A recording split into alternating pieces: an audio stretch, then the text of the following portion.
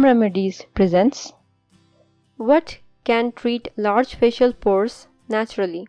Large skin pores can lead to forming of sebaceous gland that releases oil to lubricate and protect skin. After a while, the oil turns into blockages and cause tiny pores on the skin to stretch.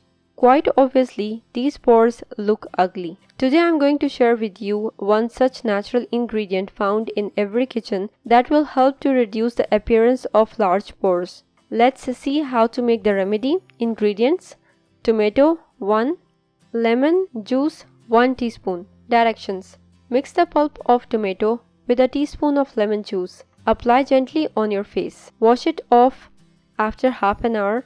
Also massage the face with almond oil after washing the mixture. This will give you extra nourishment.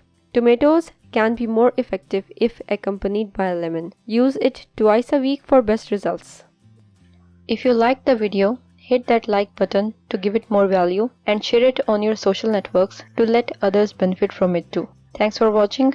Goodbye.